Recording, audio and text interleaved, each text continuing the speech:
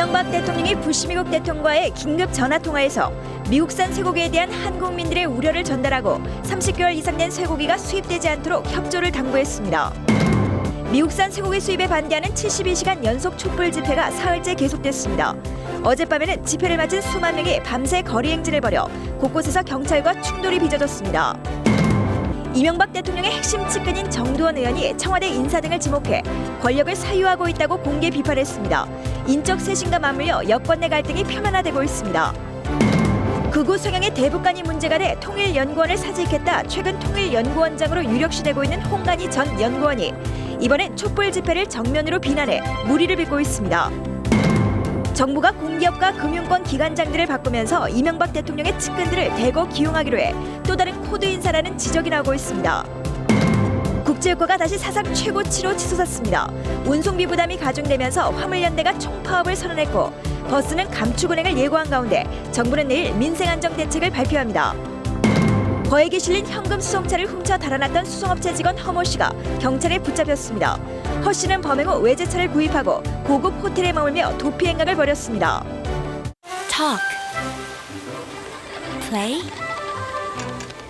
love. 애니콜이 9시를 알려드립니다. 여러분 안녕하십니까? 이명박 대통령이 조금 전에 부시 미국 대통령에게 전화를 걸어서 30개월 이상 쇠고기가 수입되지 않게 해달라고 협조를 요청했습니다. 이에 대해서 부시 대통령이 어떤 반응을 보였는지 청와대를 연결해서 알아보겠습니다. 박재훈 기자, 통화 내용이 공개가 됐습니까? 네, 청와대 춘추관입니다. 두 정상이 서로 어떤 대화를 나눴는지 아직 정확한 내용을 청와대가 공개하지는 않고 있습니다. 그러나 논란의 초점인 30개월 이상 된 쇠고기와 관련해서는 두 정상이 서로의 견해를 충분히 나눈 것으로 전해지고 있습니다. 두 정상 사이의 통화는 우리 시각으로 8시 11분, 미국 동부 시각 아침 7시 11분부터 20분 동안 이루어졌습니다. 이명박 대통령은 우선 부시 대통령에게 미국산 쇠고기의 안전성에 대한 국민들의 우려 그리고 우리 국민들의 걱정을 전달했습니다. 또 30개월 이상 미국산 쇠고기가 물론 자율 규제를 통해서긴 하지만 수입되지 않도록 부시 대통령이 이해를 해달라, 미국 정부 차원에서 협조를 해달라고 당부했습니다. 그리고 30개월 이상 쇠고기와 관련해 이 대통령은 한국인이 신뢰할 수 있는 실질적이고 효과적인 방안을 마련하게 해달라고 요청을 한 것으로 전해졌습니다. 이에 대해 부시 대통령은 한국인의 염려를 충분히 이해한다면서 공감을 표시한 것으로 전해졌습니다. 그리고 한국민의 걱정을 이해하며 한국인이 원하지 않는 쇠고기가 수출되지 않도록 하겠다고 말을 했습니다. 30개월 이상 쇠고기가 수출되지 않도록 실질적인 방안도 강구하겠다고 말을 했습니다. 이와 관련해서 청와대는 실질적인 방법이 나오면 이것은 구체적으로 거의 재협상에 준하는 내용이 될 것이라고 견해를 표시했습니다. 이 대통령이 부시 대통령에게 전화를 건 것은 당선인 시절에는 한 번 있었지만 취임 이후에는 처음입니다. 지금까지 청와대 춘추관에서 MBC 뉴스 박재훈입니다. 네, 이에 앞서 이명박 대통령은 기독교 원로 목사들을 만난 자리에서도 쇠고기 문제는 재협상에 준하는 협의를 하고 있다고 강조했습니다. 또 지난 정부의 책임론을 언급하기도 했습니다. 이재훈 기자가 보도합니다. 오늘 기독교 교계 원로들과 오찬을 한 자리에서 이 대통령은 다양한 외교 채널을 통해 재협상에 준하는 협의를 하고 있다고 말했습니다. 이 대통령은 국민 건강이 우선이므로 30개월 이상 쇠고기가 들어오지 않도록 최선을 다하겠다면서 사실상 재협상과 마찬가지의 노력을 하고 있다고 거듭 강조했습니다. 오늘 간담회에서 일부 원로들이 정부가 여러 조치를 취했는데도 국민들이 잘 믿지 않는 것 같다며 적극적으로 미국과 재협상을 하라고 권유한 데 대한 응답입니다. 이 대통령은 또 조영기 원로 목사가 일은 노무현 정부 때 다 버려놓았다고 하자 그때 처리했으면 이런 말썽이 안 났지라고 받았습니다. 촛불 시위에 대해서는 세상을 밝게 하려는 점도 있다며 긍정적으로 생각하려 한다고 말했습니다. 이 대통령은 또 청와대에 들어오니 아름다운 새소리가 들린다는 한 원로의 말에 착잡한 신경을 내비치기도 했습니다. 여기가 뭐 새소리 안 나는데 바깥에 새소리 나면 되죠. 인사 문제와 관련해서는 김선도 원로 목사가 가진 사람 위주의 인사여서 국민들이 소외감을 느끼고 있다고 했지만 이 대통령은 별다른 언급을 하지 않은 것으로 전해졌습니다. MBC 뉴스 이재훈입니다. 네, 이런 가운데 72시간 연속 촛불 집회 사흘째인 오늘도 수많은 인파가 촛불을 들고 서울 광장으로 모였습니다. 현장에 나가 있는 취재 기자를 연결합니다. 이지선 기자, 지금 상황 어떻습니까? 네, 연휴 이틀째를 맞아 수많은 시민들이 촛불을 들고 서울광장에 모였습니다. 플라자 호텔부터 한국플레스센터까지 왕복 8차선 도로를 가득 메우고 앉아있던 시민들은 조금 전 거리 행진을 시작했습니다.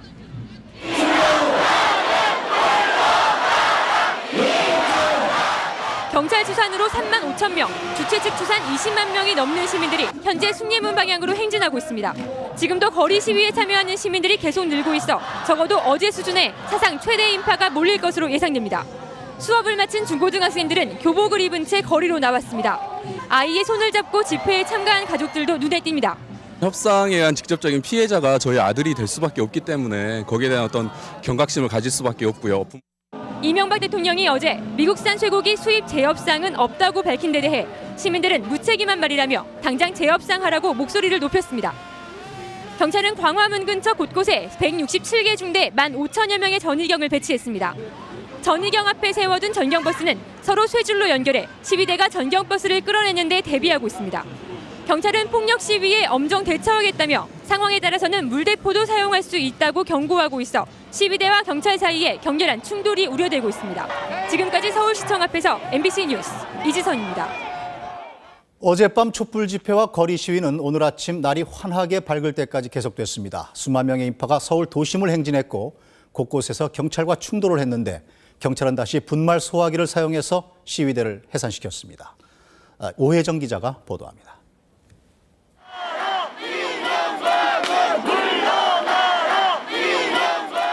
어젯밤 촛불 집회에는 경찰 추산 6만 5천 명, 주최 측 추산 20만 명이 참여했습니다.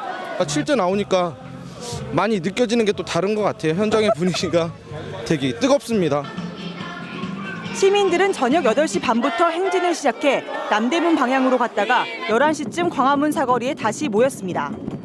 이때까지만 해도 밴드 공연을 보거나 돌아가며 개인 의견을 발표하는 등 자유로운 분위기였습니다.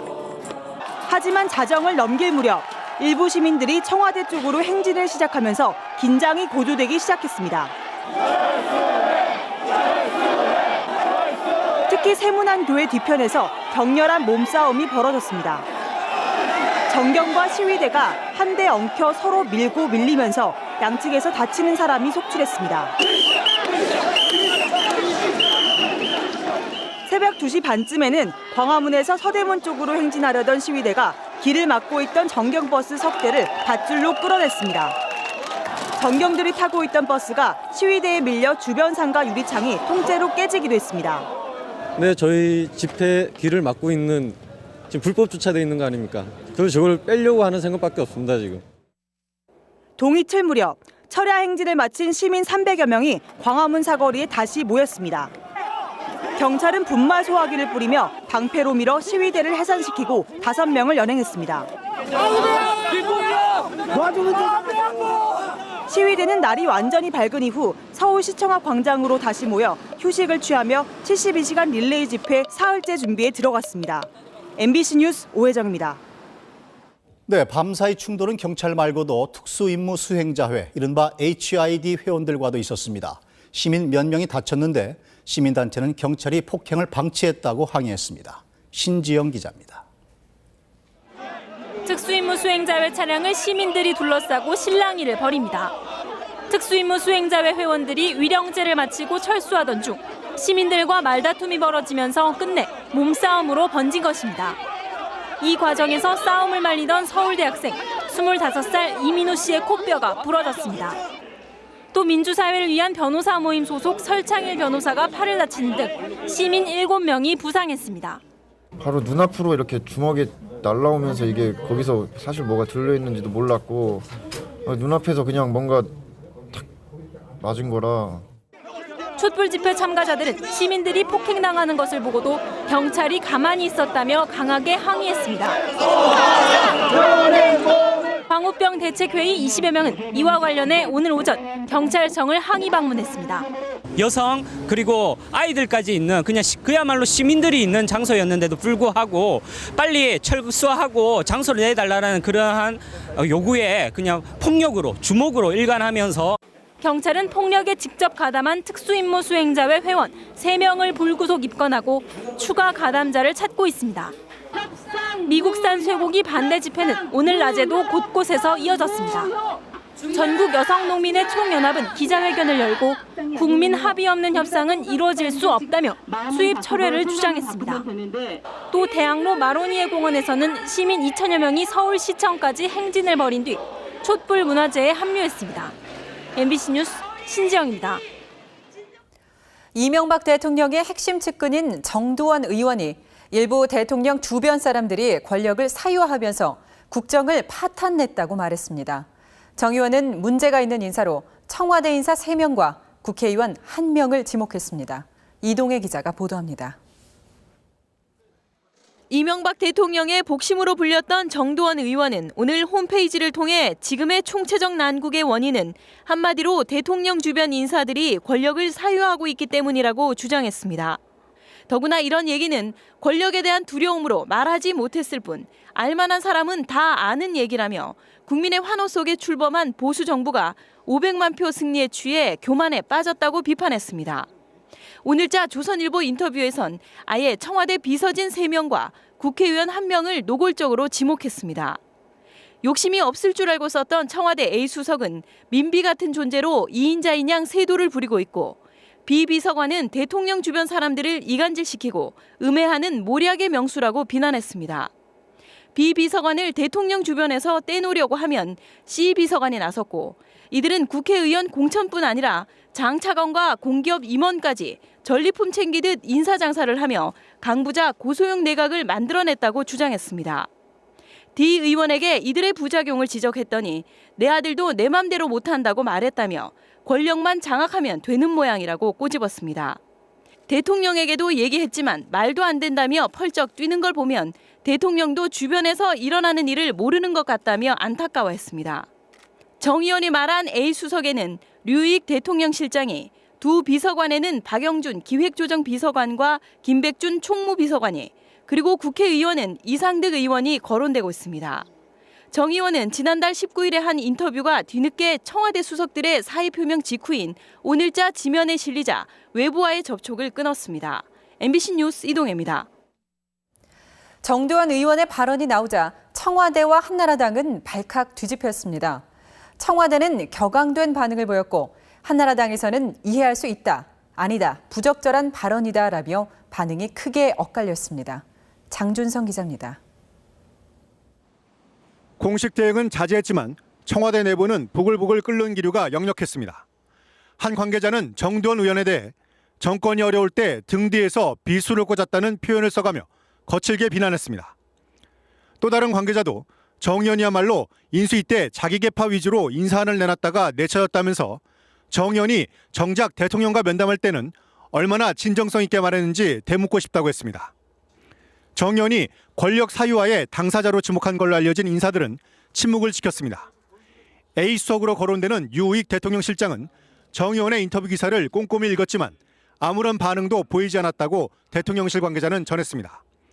B와 C 비서관으로 거론되는 박영준, 김백준 비서관은 언론과의 접촉을 끊었습니다. 여당인 한나라당의 반응은 정 의원의 충언을 이해해주자는 입장과 가뜩이나 민심이 안 좋은데 부적절한 말을 했다는 비판으로 갈라졌습니다. 어려움에 처한 이명박 정권의 성공을 위해서는 진정한 보수의 혁신이 필요하다. 그러한 정두원 의원의 지적의 진정성과 충정을 이해해야 된다고 생각을 합니다. 그 내용은 국민들 삶과는 동떨어진 그들만의 리그죠. 시적절하지 않습니다. 내용도 옳지 않습니다. 파장은 만만치 않아 보입니다. 정 의원의 발언은 권보의 핵심을 건드린 것이어서 자칫 인적 쇄신 공방이 여권 내 권력 갈등으로 비화될 가능성이 높기 때문입니다. MBC 뉴스 장준성입니다. 청와대 수석 비서관 전원이 사의를 표명함에 따라 이젠 총리를 비롯한 각 부처 장관들의 거취 표명에 관심이 모아지고 있습니다. 청와대 일각에선 박근혜 총리설이 흘러나오고 있습니다. 김경태 기자입니다. 한승수 총리를 비롯해 각 부처 장관들은 이르면 내일 당정협의에서 민생 종합대책을 내놓는 대로 일괄 사의 표명을 할 가능성이 있는 것으로 알려졌습니다. 문제가 생긴 장관만 사표를 내는 것보다는 내각이 공동 책임을 지겠다고 나서는 게 민심을 가라앉히는 데 도움이 될 거라는 판단 때문입니다. 특히 한 총리의 거취 문제와 관련해 청와대 내에서는 박근혜 전 대표를 새 총리로 기용해야 한다는 주장이 점차 힘을 얻고 있습니다. 청와대 관계자는 박근혜 전 대표 측도 위기 시 구원투수로 나서는 그림을 그리고 있었던 걸로 알고 있다며 지금이 위기여서 기회라고 보면 응할 것이라고 말했습니다. 다만 박 전 대표가 직접 쇠고기 재협상 선언을 하는 조건을 내건다면 박근혜 총리 얘기는 실현되기 힘들 것이라고 이 관계자는 덧붙였습니다. 한편 일괄 사표를 낸 청와대 수석들은 장관들과는 달리 인사청문회를 거칠 필요가 없기 때문에 의외로 교체 폭이 커질 가능성도 있습니다.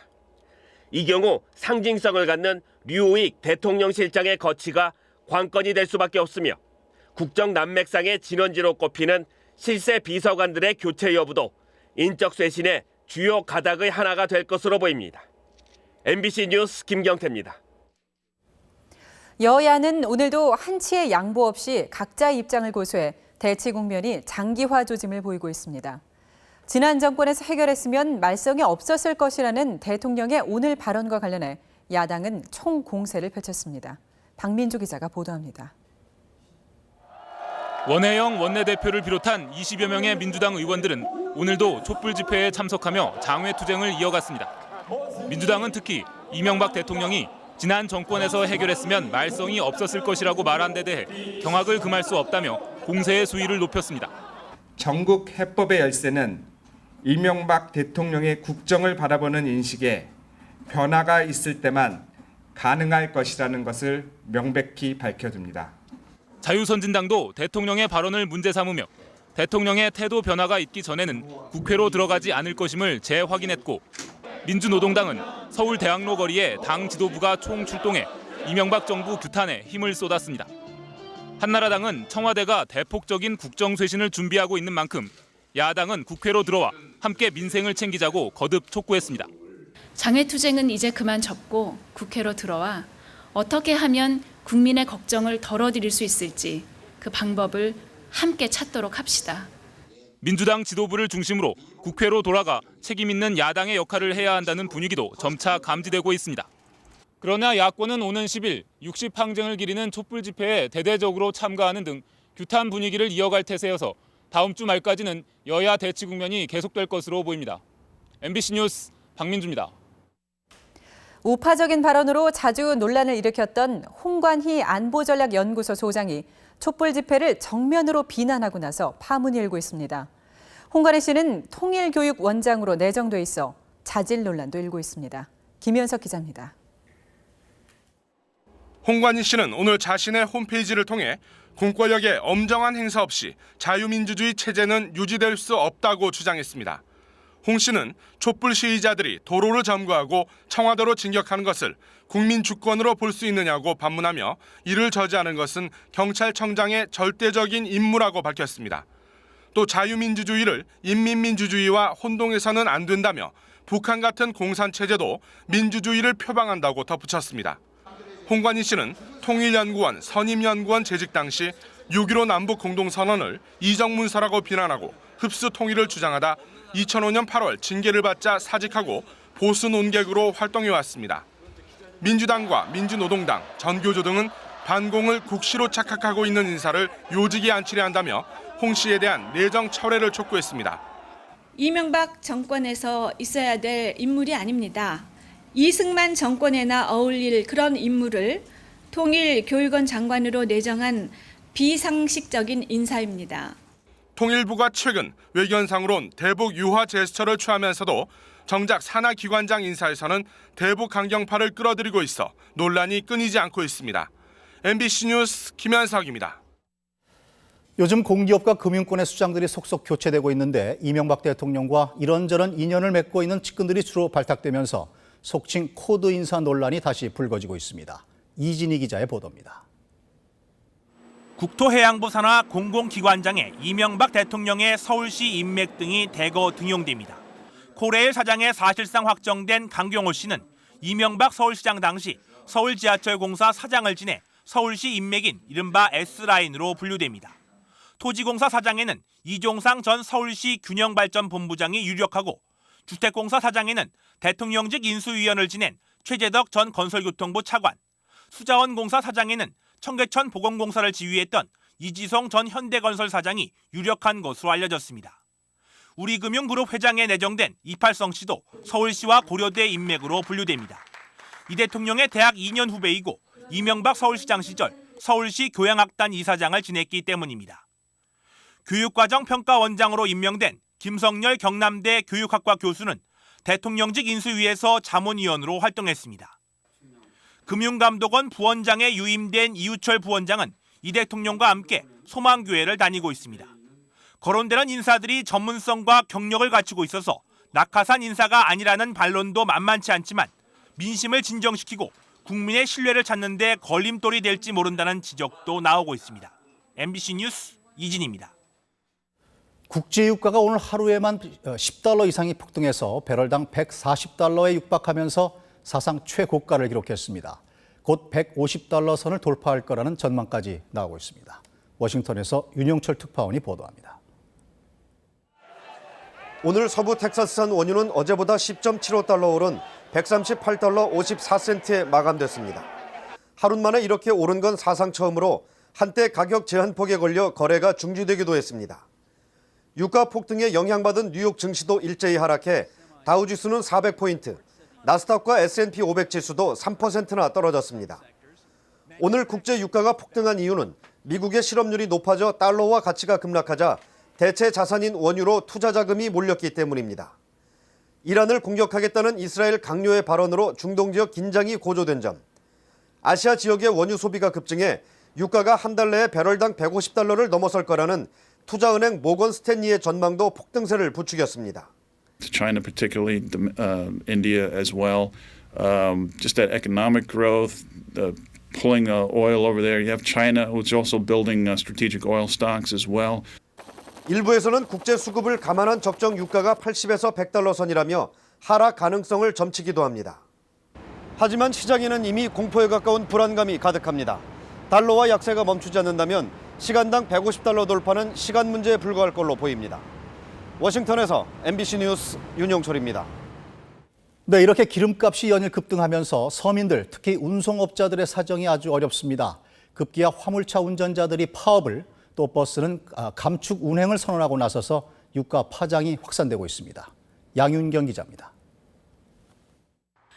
화물연대 본부는 이르면 모레 조합원 13,000명을 대상으로 파업 찬반 투표를 거쳐 경유값 인하와 운송료 인상을 요구하는 파업에 돌입하기로 했습니다. 지금 약 한 30년 정도 운전을 하고 있는데 이런 것은 처음입니다. 일을 하면 할수록 빚이 늘어요. 어떻게 된 것이. 서울에서 부산까지 컨테이너 화물차 운임이 약 80만 원인데 기름값과 도로비 등을 내고 나면 식사할 돈도 남지 않는다고 하소연합니다. 대중교통도 눈덩이처럼 불어나는 운송 비용을 호소하고 있습니다. 전국버스연합회는 오는 16일부터 버스의 노선을 30% 감축 운행한다고 예고했습니다.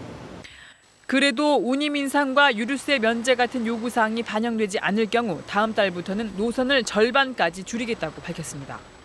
운송 수입은 자꾸 줄고 거기다 이번에 기름값이 폭등해가지고 지금 시외버스 같은 경우는 하루에 한 12만 원, 월 지금 한 400만 원씩 적자가 나요. 이번 달에 이어 다음 달에도 LPG 값이 오른다는 소식에 택시 운전자들도 전전긍긍입니다. 에어컨 켜는 것조차도 신경을 쓰게 되죠, 저희가. 창문 열고 다니는 거예요. 이 날씨에도 보세요. 시내 돌아다니면서 보면은 창문을 네 쪽 다 열어놓고 다니는 분들이 있어요. 덤프트럭과 레미콘 노동자들까지 16일부터 파업을 시작하기로 하면서 유가 급등으로 인한 파장이 점점 커지고 있습니다. MBC 뉴스 양윤경입니다. 정부와 한나라당은 물가 급등과 경기 침체로 어려움을 겪고 있는 서민들을 지원하기 위해서 내일 총리 공관에서 고위 당정 협의를 갖고 민생 종합 대책을 확정 발표할 계획입니다. 당정은 서민층에게 세금을 환급해주는 방안과 제조업체 등이 운송료 부담을 화물차에 떠넘기지 않도록 정부가 최저 운송료 기준을 정하는 방안 등을 검토한 뒤에 대책을 최종 확정하기로 했습니다. 네, 국제 유가가 급등한 배경에는 급속한 산업화로 에너지 소비가 급증한 중국이 있습니다. 이런 중국이 요즘 경유가 부족해서 화물차 운행률이 떨어지면서 물류 대란의 조짐을 보이고 있다고 합니다. 부메랑을 맞은 중국의 모습을 한정우 특파원이 전해드립니다. 베이징 외곽의 한 주유소. 화물차들이 길게 줄을 서 있습니다. 8시간 이상 줄을 섰지만 기름은 10분의 1도 못 채웠습니다. 얼마 못 가 또다시 주유소를 찾아야 할 형편입니다. 一排就是2、3公里啊，一排还可以加200块钱的油哈，本身我这个车就能加3000多块钱油啊。 그나마 많은 주유소가 아예 문을 닫아버렸습니다. 早上9加以后，经常在五环这边还能加上，在其他地方根本加不上。 이 같은 현상은 중국 정부의 가격 통제 정책에서 비롯됩니다. 올 들어 국제유가는 30% 가까이 올랐지만 물가 상승을 우려한 중국 정부는 기름값 인상을 철저히 통제하고 있습니다. 팔면 팔수록 손해를 보게 된 중국의 정유업체들은 결국 판매 물량을 대폭 줄여버렸습니다. 여기에 지진 피해 지역인 쓰촨성에 경유를 우선 공급하면서 다른 지역의 경유 대란은 더욱 악화되고 있습니다. 柴油是什么时候开始供应啊？还不知道，竟然没有。 화물차 운행률도 뚝 떨어졌습니다. 我一个月跑北京就跑15趟呢，现在10趟都跑不了。损失多少钱？大概就是2万多块钱嘛。 물류 부족은 가뜩이나 높은 물가를 부채질하고 있고 석탄 수송까지 차질이 빚어지면서 화력발전소 운행이 중단되는 등 에너지 대란의 조짐까지 나타나고 있습니다. 베이징에서 MBC 뉴스 한정우입니다. 수억 원에 실려 있는 현금 수송 차량을 몰고 달아났던 용역업체 직원이 20여일 만에 검거됐습니다. 훔친 돈으로 고급 외제 승용차를 사고 고급 호텔에 투숙하는 등 호화로운 생활을 해왔습니다. 그 밖에 주말 사건 사고 소식 박주린 기자가 보도합니다. 경찰은 오늘 새벽 서울 광진구의 한 호텔에서 현금 수송 차량 탈취용이자 38살 허모 씨를 붙잡았습니다. 수사가 시작된 지 20여일 만입니다. 허 씨는 지난달 중순 서울 강남구 청담동의 한 편의점 앞에서 현금 2억 6천만 원이 든 수송 차량을 몰고 달아난 혐의를 받고 있습니다. 채무 변제 때문에 그랬어요. 다른 건 없어요. 돈 보니까 갑자기 욕심이 생겨가지고요. 허 씨는 훔친 돈으로 고급 외제 승용차를 사서 타고 다니다 이틀 만에 버려두고 부산으로 달아났습니다. 서울로 돌아온 뒤에는 수사망을 피하기 위해 하루 숙박비가 수십만 원에 달하는 고급 호텔에 묵어온 걸로 드러났습니다. 경찰은 허 씨가 갖고 있던 현금 2,400만 원을 압수하고 차를 사는데 쓴 돈을 제외한 1억 4천만 원의 행방을 찾고 있습니다. 오늘 오전 10시쯤 울산시 범서읍의 한 고속도로에서 63살 신모 씨가 몰던 5톤 폐기물 운반차가 중앙분리대를 들이받고 옆으로 넘어졌습니다. 이 사고로 차에 실려있던 폐유 180리터가 도로에 유출돼 태화강으로 흘러들어갔습니다. 경찰은 운전자 신 씨가 졸음운전을 하다 사고를 낸 걸로 보고 있습니다. MBC 뉴스 박주린입니다. 최근 인삼 도둑이 활개를 치고 있어 농부들이 울상입니다. 고압선과 경보기도 설치해봤지만 속수무책으로 당하고 있습니다. 노경진 기자입니다. 경기도 이천의 한 인삼밭. 일학마다 인삼들이 모조리 뽑혀나갔습니다. 밤사이 인삼 도둑이 들어 뿌리째 캐간 겁니다. 인삼농 유모 씨 밭에는 지난 2달간 무려 5차례나 도둑이 들었습니다. 지금까지 훔쳐간 인삼만 무려 3천만 원어치입니다. 4년 동안 애지중지 키워서 올가을 출하를 앞둔 상태였습니다. 도둑들이 막 해가는 거죠. 함부로 그냥 소중한지 모르고. 인근 또 다른 밭도 4차례에 걸쳐 6년근 수천만 원어치를 도둑맞았습니다. 6년 동안 농사를 짓고 이렇게 해갖고 농사를 지어서 이걸로 생활을 하고 뭐를 하는데 이게 도둑님이 와서 자꾸 캐가고 그러면 우리는 너무 마음이 아파요. 도둑을 막고자 농부들은 고압선도 설치하고 경보기도 달아봤지만 그러나 도둑들은 이를 비웃기라도 하듯이 이처럼 고압선 바로 아래에 땅을 파고 들어와 절도 행각을 되풀이했습니다.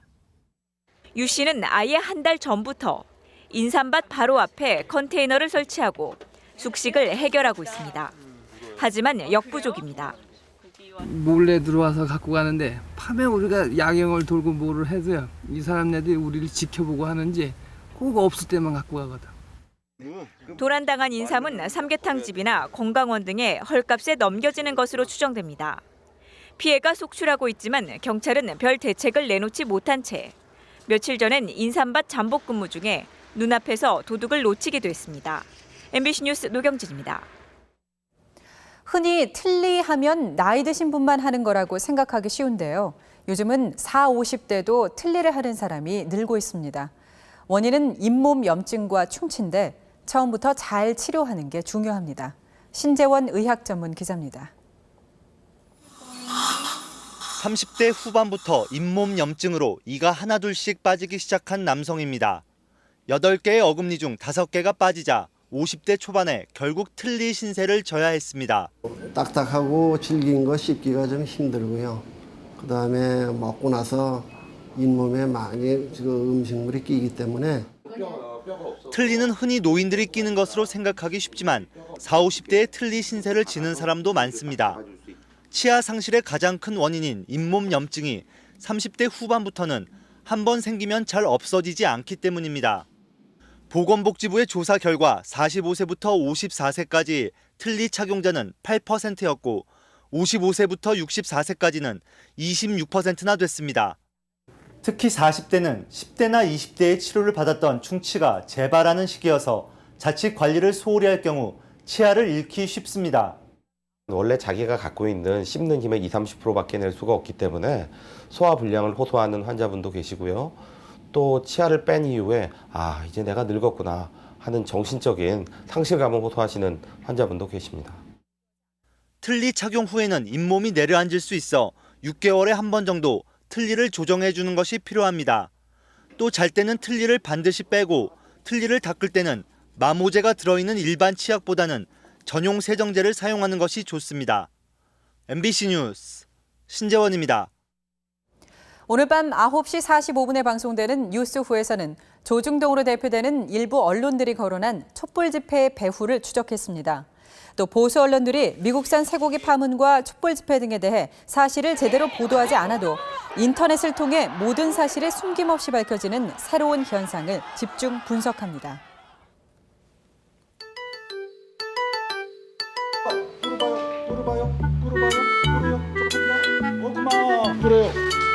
불어요. 천천히 불어요. 잘 됐어요. 오케이. 조그만하게 불고 많이 불어요. 자, 이제 불어. 이제 무조건 불어. 이거 더 불어. 더 불어. 마시지 말고.